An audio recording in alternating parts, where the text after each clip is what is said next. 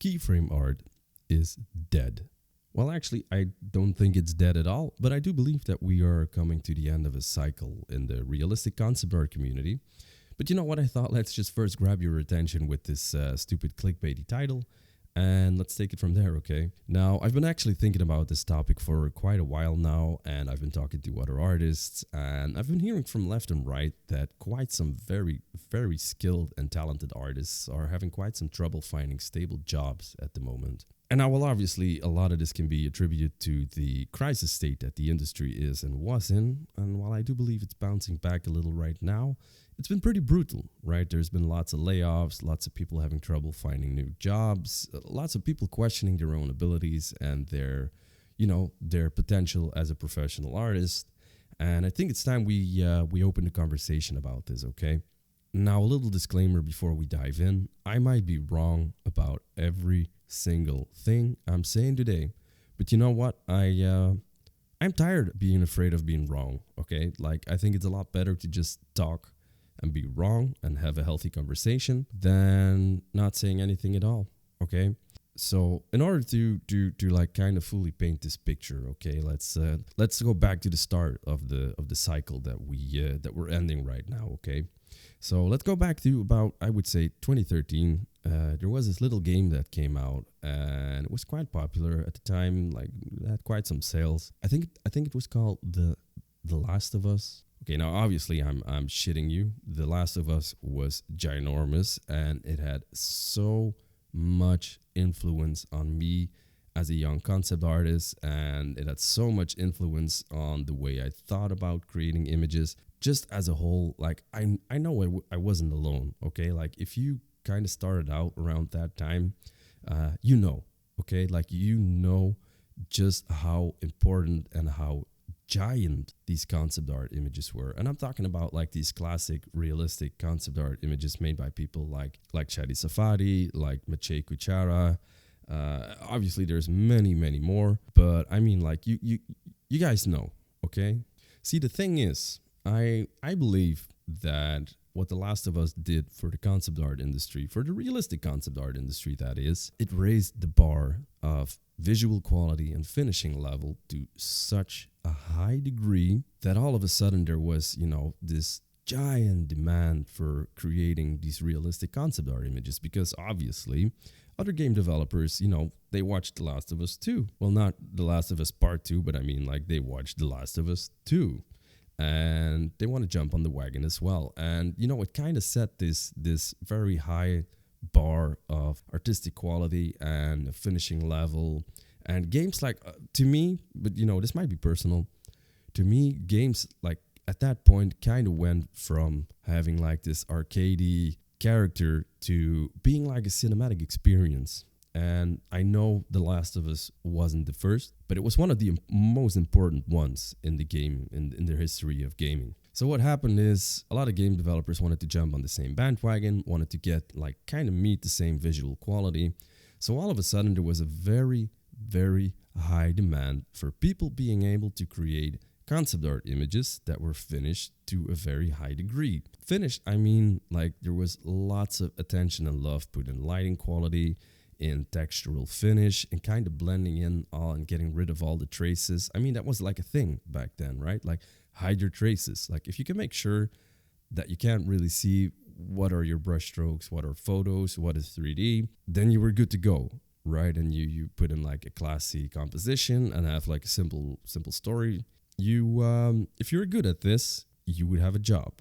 Now, a little thing that you should keep in mind, and especially like if you're starting out right now, or let's say you started out around, I don't know, like 2018, perhaps 2020, then you might have missed this back in the time. And I'm talking about 2013, 2014. Creating these kinds of images was very tricky, okay? So we weren't really diving into 3D all that much back then. So a lot of work was done with using photos and lots of painting, lots of overpainting. And the thing was, this was incredibly tricky. Finding the right photos, making sure they were blending in, making sure that the detail fidelity of the pictures that you were using were kind of the same, making sure that the lighting in the photos you were using was kind of the same. There weren't a lot of resources available in terms of photo packs that you can buy. I mean, like the ArtStation market right now is crazy saturated. If you think about it, like, I mean, you can buy like a pack of professional photos, like 500 photos of a very specific subject for like $2. Okay, which is crazy, which is absolutely crazy. This whole thing meant that if you were good at this, like if you could create realistic concept art images and you could finish them to this highly detailed level, and you could do it in, I would say, not a crazy amount of time, you were a very valuable asset to a game studio. Okay, like you were in high demand. So what happened, right? Social media basically got flooded with all of these great images. You had a lot of people that were aspiring to create these kind of images, and you had a lot of jobs for these kind of images, which was awesome. Like, it was a very fun period. All right, so if we go forward in time a little bit more, and let's say we are now in, I would say, about like 2015, 2016. That was around the time when 3D started to flood the realistic concept art scene. Back in the days, it was actually quite funny. Like, people weren't really sure what software would be like the concept art software for the industry, and we'll come back to that in a little while. But lots of people were using Modo or 3ds Max. You had people like me who jumped on the Blender train pretty early, and that was not like because I thought it was cool. That was just because I had no money and Blender was free. You know, people were starting to use 3D, which also meant that at that point, it was a little bit easier to get your perspective and your camera angle right, which is incredibly important if you're thinking about like a cinematic frame, right? And even lighting, okay? Like the render engines weren't, that accessible like they are today, but at least you could get your lighting base right, which was awesome, which was such a game changer for me. And I always loved building stuff in 3D anyways, so that was cool. So the 3D market started to like really, really blend in with the concept art market, which at that time, like there was a lot of resistance too. Like, I don't know if you can remember, but lots of people were like, not cool with the fact that you're using 3D, because concept art was like this 2D thing. Like, yeah, we're drawing, we're painting. Like, what the hell are you doing? 3D is a different job, So there was like, it was like frowned upon by some people, embraced by others. But one thing was pretty clear, like 3D wasn't going anywhere in the concept art industry. So obviously, like, I jumped on too. And if we go forward like another 2 or 3 years, we are now at, let's say, like 2018. Okay, like 2018, what was happening was basically the whole kind of thing, like, okay, what kind of software are we using? Basically, Blender started blowing up, and that's to a myriad of reasons, and I think one of them being that since version 2.79, the interface changed quite a bit. And the interface of Blender, like, it used to be not that intuitive. Like, I never had that much problems with it because I wasn't very fluent in like a different kind of software. Like, I've never been big with 3ds Max or with Cinema 4D or anything up to industry standards. So for me, Blender was just Blender. But apparently, back in the days, like, it was quite a hassle for people to actually work with Blender. So when that interface change came, and like it kind of started blowing up. Like, people started to experiment with Blender, and they saw potential in the fact that it's like this complete piece of software that you can actually build stuff, texture stuff, and render stuff in it all at the same time, and it's free. Which like, I still love the fact that it's free. So Blender came in, and tutorials started blowing up because like, if it's free, the bar is low. But if you're an aspiring artist and you kind of like want to build that realistic concept art portfolio, and you can jump on a software package that is absolutely free, obviously the bar goes down. So all of a sudden, you had a lot of people that were like kind of getting pretty good at creating these images, It was around that time that a lot of resources started to blow up as well. Like, obviously, kit bash parts in 3D have been around for quite some time, but I think around 2018, like, that market really, really started to blow up. And the Megascan assets started to like pop up. And people started to realize that you could actually like link it to Blender, and that you could actually import all of these really, really realistic photo scan assets. And you know what? And people started to experiment using apps on their phones, and started to scan things in real life, and it blew up. Right? If you can remember this, if you were around like in 2018, if you were already practicing concept art, you remember, right? And the thing, obviously, is if the amount of resources go up, the price for those resources goes down as well. So, the accessibility to creating all of these things, it went up quite drastically, to be honest. And if we go forward just a little bit more, and we start to get around 2020, let's say 2021. Don't forget the pandemic. The pandemic was actually like pretty good for the gaming industry, okay? Like, because people were at home gaming. So the industry that was already blowing up now got this immense boost. I don't know, like if people that were working as a freelancer around that time, I don't know if you can remember, but there were quite some studios that were not very receptive about people working remote. You had some, you had quite some, but in general, like there were still quite a lot of studios that weren't really like up for people working from home, especially if that was, in a different country, in a different time zone. The pandemic changed that too.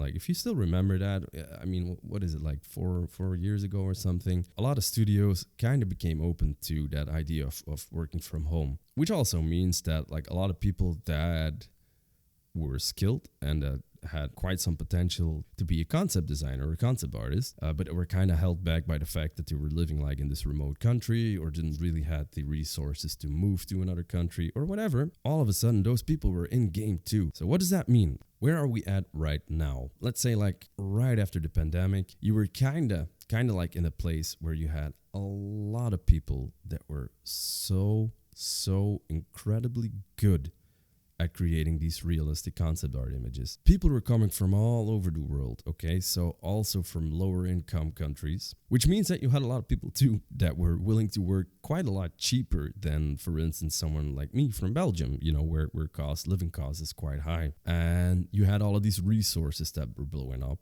and all of the prices for those resources that were going down. You had tons of tutorials that were flooding the market. So basically, we were creating like this perfect storm where a realistic concept art image, it's not what it used to be. In 2014, realistic concept art was this very, very tricky balance to get right, finding the right photos and everything. But now in like 2021, realistic concept art is just a lot more accessible than it used to be. So which means, there were so many people that were a lot better at it than they used to be. And now if we go forward a little bit more, we sort of get to like this phase where a lot of people are getting scared, because we got this whole new generation of generative art platforms that are coming to the gaming industry. Generative art platforms, basically, I mean AI. I'm talking about Midjourney, DALL-E. I'm talking about what's it called? Like, all of a sudden, I can't think of any names, but I mean, there's quite some.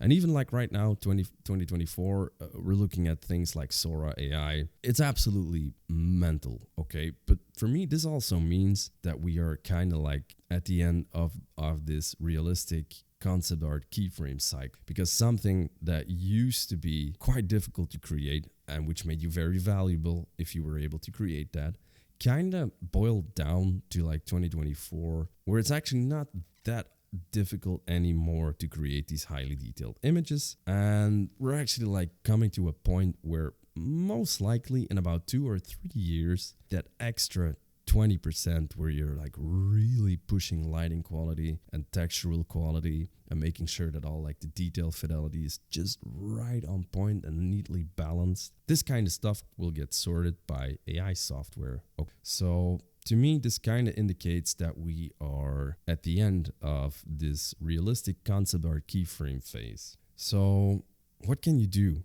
Right, like if you're already established and you kind of notice that the jobs are not coming in that often anymore, or if you're just starting out and you were looking at all of these realistic keyframe artists, and like, what do? Like, are you doomed?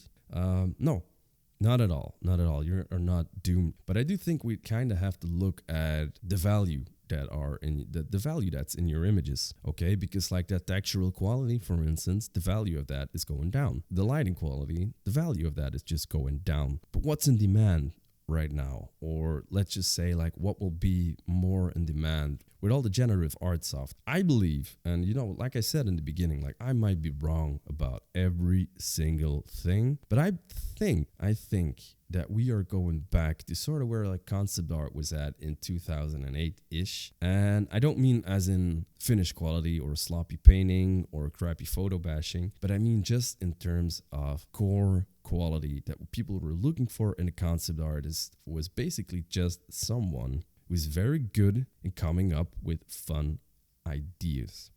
And that sort of got pushed to the background. And I think you can notice that as well. If you go on ArtStation, for instance, there's a lot of image trends, right? You at some point in time you had the deserty temple ruin trend, or you had like the overgrown city Last of Us trend, and there's been quite a few. But actually, like the concept originality was, in my humble opinion, like what does that even mean? But in my opinion, the originality of the concept was pushed back quite a bit. And now that the actual image quality is not that important anymore, well, it is important, but it's not that hard to create anymore. The concept originality will be going up again. And I think it's already going up. And I think if you're a keyframe artist and you're stuck right now and you kind of don't know what to do, I think you should really invest in kind of finding your own thing, like your own way of finding good solutions, your own way of finding like those fun ideas. And like a fun idea, I don't mean like stupid, stylized, whimsical stuff. Like it can be super serious stuff. But I think the way you're building compositions, for instance, like what's your style of creating a composition? What's your style of using color? How are you going to light these images? The realistic lighting won't be an issue. It will be like finger snap. Is that a right term? Yeah, like a finger snap, and your realistic lighting will be there and it will be on point, and you will like run it through an AI thing again to up it another 20%, and then you have like this high fidelity image. But like, how are you lighting the image? What's the story you're telling? Is it actually like an original story from you? Or are you just hopping on another trend on ArtStation? For instance, I think this is where we're getting at right now. I think we're coming back to like kind of that era where it was all about having those crazy ideas. Back in the days, that crazy idea was so important because the visual quality wasn't really there yet in games. So we were really relying on the fact of bringing fun and original ideas, not so much on like creating that high fidelity, realistic game engine look that we have right now. I mean, come on. Unreal Engine 5, holy shit. What? How? Even how? And you all know that this is not the end. Unreal Engine 5, that's not the end. It's going to be pushed further and further, until the boundaries of real world and game will kind of start to blend. I mean that's a whole different topic, but we are at the point where I think those fun original concepts will be making a comeback. So what can you do, right? You need to dig deep and you need to look inside and you need to find those things that drive you, not the trends, not Please don't bring back the desert ruin trend. I mean, God damn it. But that's just my personal opinion. But you need to find you, okay? You need to dig deep and you need to learn about what your influences are. You need to dig deep in history. You need to dig deep in perhaps in art history. I don't know. Like, that's up to you. I like to dig deep in like the history of military engineering and like the social economic status around those military technologies that get pushed forward. So like that's kind of my thing. So I believe, and like I said, I might be wrong, but I believe that if you're a concept artist in 2024 and you're just starting out or you're already established and you kind of notice that it's just not going as smooth anymore. By the way, if you're an established keyframe artist already, you know who you are, and you're not having any troubles whatsoever getting any jobs, then this just does not apply to you, okay? Like you're already established. There's some industry veterans out there who use, quite some outdated techniques that if you're like a beginner artist right now and you use those same techniques that those veterans use, you would probably like get frowned upon because you're using outdated techniques. But that's just how that works. Like the established guard, they're not going anywhere. so they're already established. But if you notice that you're like kind of having troubles finding jobs, or you just don't, get the same excitement from your clients anymore, then it might be time to start looking at the actual things that you're putting in these images. So we are coming to a new cycle where I believe that the infusion of your personal taste is becoming the single most important thing about your concept art portfolio. Okay, now let me rephrase that, because I think this is like a really crucial thing. I believe that we are at the start of a cycle where your personal taste infused in your portfolio is the single most important quality that will determine if you get a job or not as a concept designer. Sometimes we need to step back and just look at like what's happening in the community as a whole. And I think it's very important just right now because of all the struggles that are happening and all the people that are looking for a job. So invest in yourself, invest in your own personal taste, dig deep, and make sure that whatever is deep inside of you, like whatever your personal taste is, that you infuse that in your concept art images. And then I think you're well on your way of making sure that you're valuable again as a keyframe artist. So thanks for listening, everyone. I really hope this was of value to you. And if you have any questions, just drop me a message, okay?